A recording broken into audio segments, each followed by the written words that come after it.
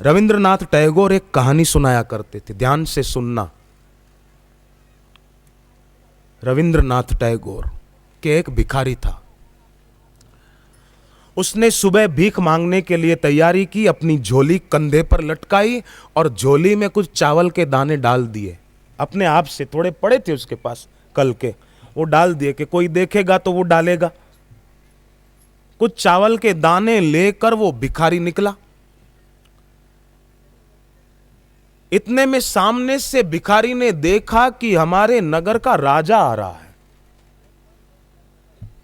भिखारी तो खुश हो गया कि वाह भाई वाह, मैं तो राजा के पास जाने की सोचता था, अब तो राजा खुद आ गया। अब तो राजा से मैं मांगूंगा और राजा तो मेरे को माला माल कर देगा। अब मेरे को भीख मांगने की जरूरत नहीं पड़ेगी। राजा जो आ गया सामने, मैं जाता तो मंत्री, सैनिक, सिक्योरिटी वाले जाने नहीं देते। अच्छा हुआ राजा ही सामने से आ गया। अब भिखारी कुछ बोले राजा के आगे, इतने में राजा ने भिखारी को कहा कि आज तू ना मत बोलना। भिखारी खुश हुआ कि शायद खजाना देगा मेरे को। आज तू इनकार मत करना, मुझे मेरे ज्योतिषी ने कहा है कि राज्य पर बड़ा भारी संकट आने वाला है, तुम्हारी सत्ता खतरे में है। जब भी खतरे में होती है ना तो सत्ता ही खतरे में होती है, सत्य कभी खतरे में नहीं होता। सत्य तो दूसरों की रक्षा करता है, खतरे में होती है तो सत्ता ही होती है। सत्ता हमेशा नहीं रहती, सत्य हमेशा रहता है। तो राजा ने कहा कि इनकार मत करना, मेरे ज्योतिषी ने कहा है कि राज्य पर संकट आने वाला है, पर संकट, खतरा तभी टल सकता है जब आज सुबह सुबह पहली बार तुमको जो व्यक्ति सामने मिले उससे भिक्षा में कुछ भी लेकर आओ, कुछ भी उससे मांग कर लेके आओ, तो आज पहले व्यक्ति मुझे तुम ही मिले हो। राजा भिखारी को कहता है कि मुझे कुछ दे। रविंद्रनाथ टैगोर ये कहानी सुनाया करते थे। भिखारी को कहा कि मुझे कुछ दे, कुछ भी दे दे, आज इनकार मत करना। अब भिखारी ने सोचा कि कमाल है, मैं इससे मांगू कि ये मेरे से मांगे? राजा है, मैं भिखारी हूं, राजा भिखारी से मांग रहा है। भिखारी ने सोचा कि अब मना तो कैसे करूं, राजा है। तो अपनी झोली में से चावल के दानों में से एक दाना निकाला, एक दाना, बस कुछ भी देना है ना। एक दाना भिखारी ने राजा को दे दिया। राजा खुश हो गया, चलो कुछ तो मिल गया। राजा वो दाना लेकर के गया। भिखारी बेचारा उस दिन कुछ मिला नहीं। दोपहर के बाद अपनी झोपड़ी में पहुंचा तो उसकी पत्नी बैठी थी। बोले आज कुछ लाए नहीं, झोली खाली लग रही है। बोले क्या करूं, सुबह सुबह मेरे से भी मांगने वाला एक मिल गया मंगता, क्या करूं, मुहूर्त ठीक नहीं हुआ सुबह सुबह। अब थोड़े से चावल का दाने जो हैं वही उबालो, गर्म पानी करके अपन खा लेंगे। तो झोली जो ही नीचे खाली की तो चावल के दाने तो थे, पर एक चावल का दाना सोने का था।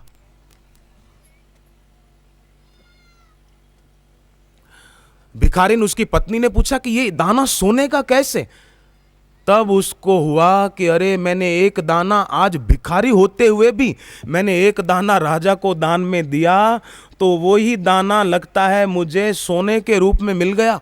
काश मैं राजा को सारे चावल के दाने दे देता तो मेरे पास इतने दाने सोने के हो जाते। अरे मैंने अवसर खो दिया। रविंद्रनाथ टैगोर ने इस कहानी का शीर्षक लिखा कि अवसर खो जाए तो क्या फायदा, अवसर बीत जाने पर पछताने से क्या फायदा। तो मनुष्य जन्म एक अवसर है, अपनी कीमती सांसें भोगों में बर्बाद हो गई तो क्या फायदा। इनको सार्थक करें हम, अपने हृदय का अनजला दिया जलाएं हम, अपने हृदय की वीणा के तारों को झंकृत करें हम, अपने हृदय के बंद द्वार को खोल दें हम। महाभारत का युद्ध शुरू होने वाला था। कौरव और पांडव आमने सामने मरने मारने को तैयार खड़े थे। ऐसे विषम समय में धर्मराजा युधिष्ठिर कौरव पक्ष की ओर जाने लगे बिना हथियार के, और जाकर भीष्म पितामह को प्रणाम किया, द्रोणाचार्य को प्रणाम किया, कृपाचार्य को प्रणाम किया, और तीनों ने आशीर्वाद दिया कि विजयी भव। भीष्म ने कहा धन्य है तुम्हारी नम्रता कि युद्ध के समय भी तुम प्रणाम करना भूले नहीं। नम्रता आदमी को बहुत ऊंचा उठा देती है, ये दैवी सद्गुण है। भगवान ने गीता में बार बार इसकी महिमा गाई है, नम्रता की। प्रत्येक जीवन में, व्यक्ति के जीवन में होनी चाहिए। अभिमान किसका करना, क्यों करना, किस लिए करना? जनकपुर में धनुष यज्ञ का आयोजन था। धनुष यज्ञ सुनी रघुकुल नाथा, हर्षि चले मुनिवर के साथा। हाँ, रामचरितमानस में आता है ना। जनकपुर में धनुष यज्ञ था, मथुरा में भी धनुष यज्ञ था। जनकपुर में जनक राजा ने करवाया था, मथुरा में कंस ने करवाया था। जनकपुर में धनुष यज्ञ की शर्त थी कि धनुष टूटे तो सीता जी का विवाह उसके साथ हो, पर मथुरा के धनुष यज्ञ की शर्त थी कि धनुष की पूजा की जाए। तो जनकपुर में जनक राजा की इच्छा थी, राम जी ने तोड़ दिया, और मथुरा में कंस की इच्छा नहीं थी, फिर भी कृष्ण भगवान ने तोड़ दिया। ये संकेत देते हैं प्रसंग के, जानकर अभिमान तोड़ दें तो अच्छा है, नहीं तो मौत तो जबरन सब कुछ छुड़ा देती है, सब कुछ छुड़ा देती है। इसलिए मैं तो आप सभी को हाथ जोड़ के प्रणाम करता हूं कि बाहर से शरीर को गर्मी लग रही है, फिर भी आप सभी भाई बहनें, माताएं, बच्चे इतनी नम्रता से और श्रद्धा से सत्संग में बैठे हैं। सचमुच आपकी श्रद्धा को और आपके अंदर जो दैवी सद्गुण है उसको मेरा बार बार प्रणाम है। हम और भी भगवान को, गुरु को प्रार्थना करें कि हमें ऐसी शरणागति दो, अनन्य भक्ति दो, इसी जीवन में हम जाग जाएं मोह निशा से। सद्गुरु भगवान हमें शरणागति देना, सद्गुरु भगवान हमें शरणागति देना, शरणागति देना, अनन्य भक्ति देना, शरणागति देना, अनन्य भक्ति देना, शरणागति देना, अनन्य भक्ति देना, शरणागति देना, अनन्य भक्ति देना। कामना व वासना से हमको बचाना, कामना व वासना से हमको बचाना, गिरते इस जीवन को ऊंचा उठाना, गिरते इस जीवन को ऊंचा उठाना, मन को वश करने की नीति हमें देना, मन को वश करने की नीति हमें देना, तेरे ही चरणों की प्रीति हमें देना, तेरे ही चरणों की प्रीति हमें देना। ओम हरि ओम, हरि ओम, हरि ओम हरि ओम, हरि ओम, हरि ओम।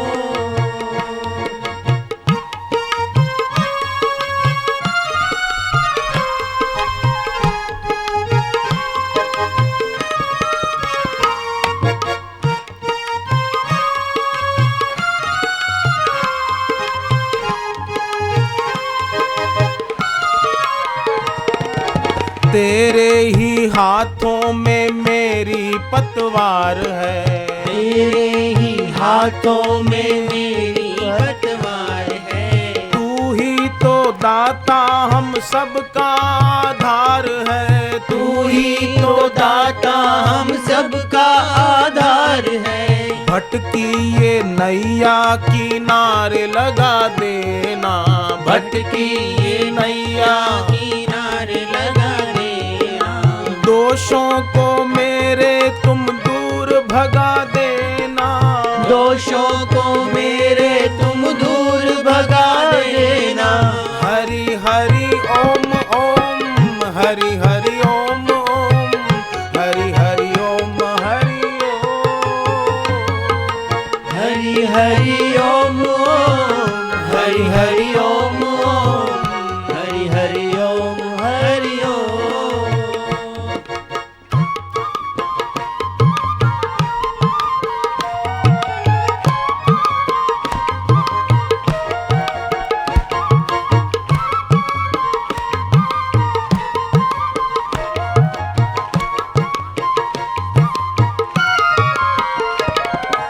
सबसे प्रभु प्यारा है तेरा ये मुखड़ा, सबसे प्रभु प्यारा है तेरा ये मुखड़ा।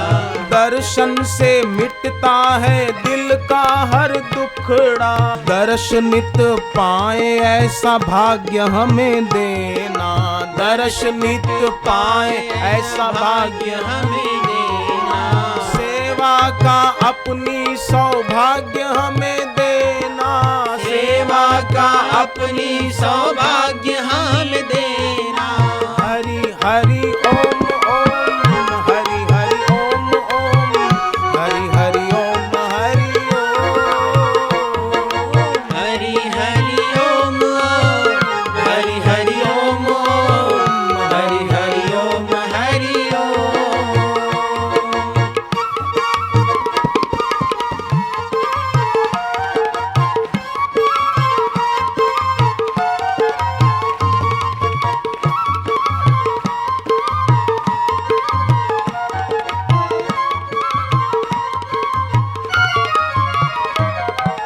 विषयों और भोगों ने हमको गिराया, विषयों और भोगों ने हमको गिराया। धोखा ही धोखा बस हमने था खाया, धोखा ही धोखा हमने था खाया। आँखों से माया का पर्दा हटा देना, आँखों से माया का पर्दा हटा देना। झूठी ये दुनिया है सत्य दिखा देना, झूठी ये दुनिया है सत्य दिखा देना। हरि हरि ओम ओम, हरि हरि ओम ओम, हरि हरि ओम हरि ओम, हरि हरि ओम हरि हरि ओम हरि हरि ओम हरि ओम।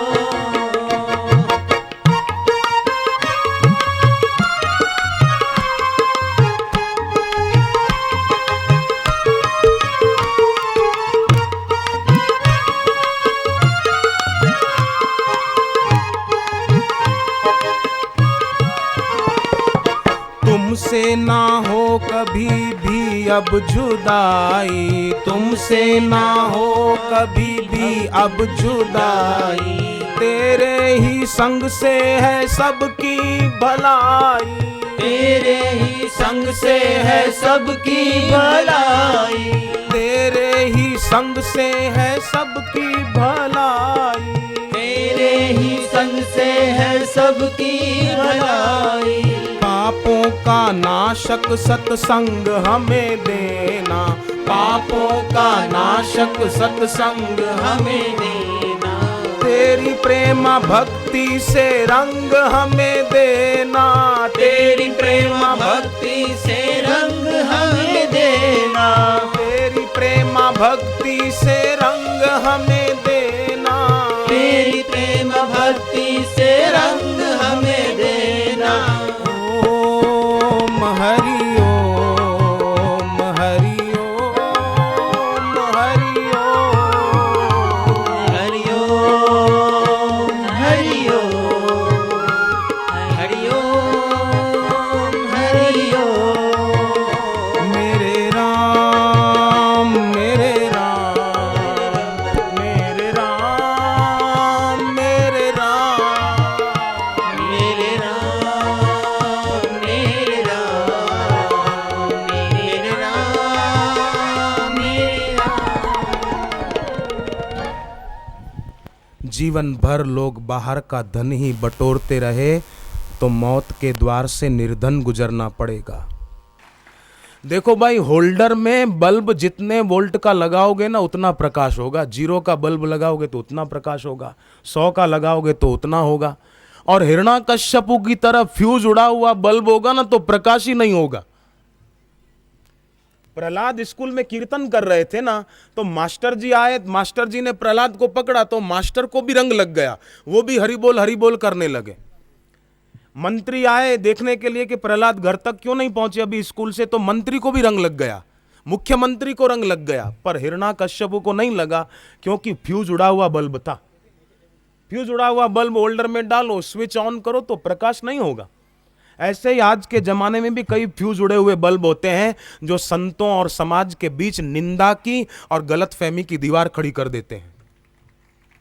ऐसा क्यों लिखा है? यौवन सुरक्षा किताब में यह लिखा है, महान नारी पुस्तक में नारी की निंदा लिखी। अरे नारी की निंदा नहीं लिखी है, बापू ने पूरे भारत की नहीं, पूरे विश्व की नारियों का गौरव बढ़ाया है। बापू ने वो वचन महान नारी में लिखवाए हैं, नारी समाज की शान बुलंद की है बापू ने। हाँ, नारी जाति का अगर अपमान किसी ने किया है तो फिल्मी दुनिया वालों ने किया है।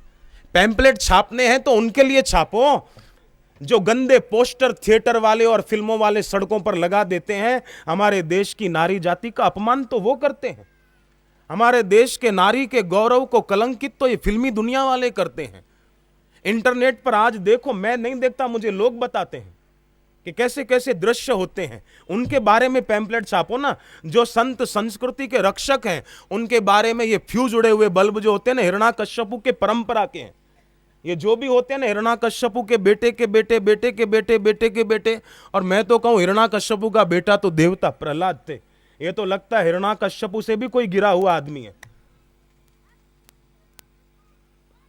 कैसी बुद्धि हो गई विपरीत। भगवान ने गीता के 18वें अध्याय में कहा, बुद्धि 3 प्रकार की होती है, सात्विक, राजसी और तामसी। सात्विक बुद्धि जिसकी होती है वो सही को सही मानकर, गलत को गलत मानकर सही की दिशा में कदम आगे बढ़ा देते हैं, अपना कल्याण कर लेते हैं। फिर भगवान ने कहा, राजसी बुद्धि प्रधान वे होते हैं कि जो सही को सही मानते हैं, गलत को गलत मानते हैं, पर जब करने की बारी आती तो वो सही नहीं कर पाते, गलत करते हैं। और जो तामसी बुद्धि के होते हैं, ये बिल्कुल गीता के वचन बोल रहा हूं मैं, जो तामसी बुद्धि के होते हैं वो सही को गलत मानते हैं और गलत को सही मानते हैं। साहित्य पढ़कर कुछ का कुछ अर्थ लगा देंगे। ऐसे लोग तो गीता पढ़ेंगे ना तो गीता का भी कुछ का कुछ अर्थ लगाएंगे, और भगवान कृष्ण को भी आश्चर्य लगेगा कि इन्होंने मेरी गीता का क्या अर्थ लगा दिया। भगवान को भी आश्चर्य लगेगा, तो संतों को नहीं लगेगा। ऐसे विधर्मी लोग जो संत और समाज के बीच निंदा की दीवार खड़ी करते हैं, भगवान उनको सद्बुद्धि दे, नहीं तो फिर कुदरत का कोप भी हो सकता है। बिल्कुल पक्की बात मैं कह रहा हूं। महाभारत में कथा आती है, इंद्र को जब ब्रह्म हत्या का पाप लगा तो इंद्र वहां से हट गए थे और इंद्र के आसन पर नहुष राजा को बिठाया गया था। महाभारत की कथा है। नहुष राजा पहले तो अच्छी तरह कामकाज संभालते रहे, पर जब नहुष राजा के मन में पाप आया अधिकार मिलने से, और इंद्र की पत्नी पर अपना अधिकार जताने लगे कि स्वर्ग पर मेरा अधिकार, इंद्रासन पर मेरा अधिकार, तो इंद्र की पत्नी पर भी मेरा अधिकार। पर फिर इंद्र की पत्नी ने युक्ति की, गुरु बृहस्पति ने सिखा दिया। इंद्र की पत्नी ने कहा, मैं तुमको स्वीकार करने को तैयार हूं पति रूप में, पर एक काम करो, तुम एक ऐसे रथ में बैठकर आओ जिसको सप्त ऋषि खींच रहे हो। तो उस विकारी वासना के पुतले ने सप्त ऋषियों को बुलाया और कहा, हमारा रथ खींचो। तो ऋषि तो सरल स्वभाव, वो रथ खींचने लगे, कोई बात नहीं। पर बीच बीच में ऋषि मुनि जरा धीरे चलते कोई चींटी मकोड़ा देखकर तो वो नहुष राजा चाबुक फटकारता और बोलता, सर्पः सर्पः सर्पः। संस्कृत भाषा में जल्दी करो का मतलब होता है सर्पः सर्पः। लवकर लवकर बोलते हैं मराठी में, हिंदी में बोले जल्दी करो, तो संस्कृत में बोलेंगे सर्पः सर्पः, माने लवकर लवकर, जल्दी चलो, क्योंकि उसको वासना सता रही थी। जब अति उसने बोला और एक ऋषि को, भृगु ऋषि को पैर से लात मार दी, तब भृगु ऋषि ने कहा, अब हद हो गई, तुझे सजा देनी होगी। हाथ में पानी लिया और भृगु ऋषि ने कहा कि दुष्ट कहीं के, हम शांति से तेरा रथ खींच रहे हैं, कुछ बोलते नहीं, उसका मतलब तू सिर पे चढ़ता है, हमको बोलता है सर्प सर्प, जा तू ही सर्प होगा। पानी छांटा, नहुष राजा की मौत नहीं हुई, नहुष राजा उसी समय रथ से गिरा और अजगर की योनि में बदल गया। ऐसा नहीं मरने के बाद दूसरी योनि में, उसी समय अजगर बन गया। बाद में उसने माफी मांगी तो कहा कि युधिष्ठिर, जब तुझे सच्ची बातें ज्ञान की बताएंगे तब तेरी आंख खुलेगी। शास्त्रों में जो नियम बताए जाते हैं ना, वो नियम रक्षा के लिए होते हैं। महान नारी में, यौवन सुरक्षा में जो नियम बताए गए हैं वो रक्षा के लिए बताए गए हैं। प्रधानमंत्री के आसपास जो सिक्योरिटी वाले होते हैं वो उसके लिए कोई बंधन कारक नहीं है, उसकी सुरक्षा के लिए। यहाँ किसी एमएलए के साथ, एमपी के साथ, कोई मिनिस्टर के साथ सिक्योरिटी वाले होते हैं ना भाई? नहीं होते? आप बताओ, होते हैं ना? तो वो काहे के लिए होते हैं? कोई उसको जेल में डालने के लिए होते हैं? नहीं, उसकी सुरक्षा के लिए होते हैं। ऐसे ही शास्त्र के जो नियम होते हैं ना, वो बहनों की, भाइयों की, हमारी सुरक्षा के लिए होते हैं। तो पूज्य बापू ने तो सचमुच नारी जाति का गौरव बढ़ाया है। उपनिषदों ने नारी जाति का गौरव बढ़ाया है। नहीं तो कई विदेश की और भारत की पढ़ी लिखी देवियां जो डॉक्टर बन चुकी हैं, कोई जज बनी हैं, बहनें, महिलाएं, कोई वकील हैं, कोई पद पर है, कोई सरकार में है, कोई सत्ता में है। ऐसी कई देवियां बापूजी का साहित्य पढ़ती हैं, बापूजी का सत्संग सुनती हैं, बापूजी की दीक्षा ली हुई है। कोटा राजस्थान में डॉक्टर अनीता बिरला, उनके पति सरकार में है, राजस्थान सरकार में। आप जांच करो, ओम बिरला उनके पति का नाम, पत्नी का नाम डॉक्टर अनीता बिरला, उनकी अपनी हॉस्पिटल है, वो डॉक्टर हैं। उन्होंने बापूजी से दीक्षा ली हुई है। उन्होंने जब दीक्षा ली तब से एबॉर्शन का काम बंद कर दिया अपनी हॉस्पिटल में, अपने क्लिनिक में। बोले ये पाप नहीं होगा। तो और जो उनके साथी डॉक्टर्स थे उन्होंने कहा फिर तुम्हारी इनकम कम हो जाएगी। बोले भले कम हो जाए पर ये पाप हम नहीं करेंगे। पर तब से उल्टा उनकी हॉस्पिटल में केस जल्दी ठीक होने लगे और मरीज वहाँ ज़्यादा आने लगे, जल्दी ठीक होने लगे। मानो बापू की कृपा बरस रही है, दर्दी जल्दी जल्दी ठीक हो रहे हैं। इसने सच्चाई का रास्ता अपनाया डॉक्टर अनीता ने कि ये पाप मैं नहीं करूँगी, एबॉर्शन का मेरी हॉस्पिटल में नहीं होगा। और तब से उल्टा संपत्ति बढ़ गई और दूसरा एक पेट्रोल पंप भी उन्होंने खोला और सेवा के काम भी करते हैं। तो कृपा बरस रही है। तो ये क्या है? ऐसी महिलाएं, देवियां कहती है कि बापूजी ने हमको सद प्रेरणा दी। ये इतनी माताएं बहनें बैठी है, क्यों बैठी हैं? बापूजी के दर्शन लेने को। गुरुदेव के दर्शन से, सत्संग से शांति मिलती है, आनंद मिलता है, भक्ति बढ़ती है।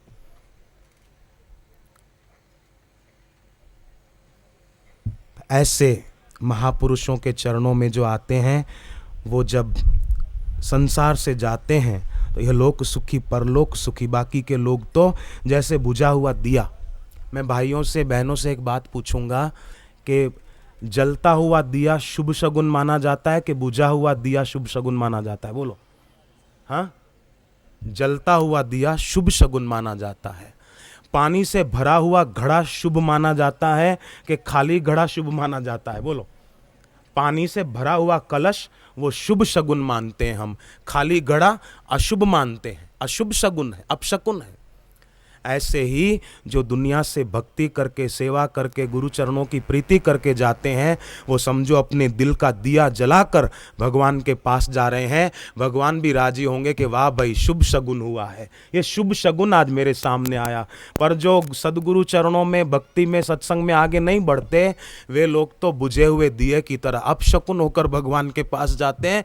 भगवान को भी होता है कि ये अपशकुन आया मेरे सामने। भरे हुए घड़े की तरह जाना, खाली घड़े होकर मत जाना। जले हुए दिए की तरह जाना है, बुझे हुए दिए की तरह नहीं जाना है। तो जली हुई ज्योत के निकट ही बुझी हुई ज्योत जल सकती है।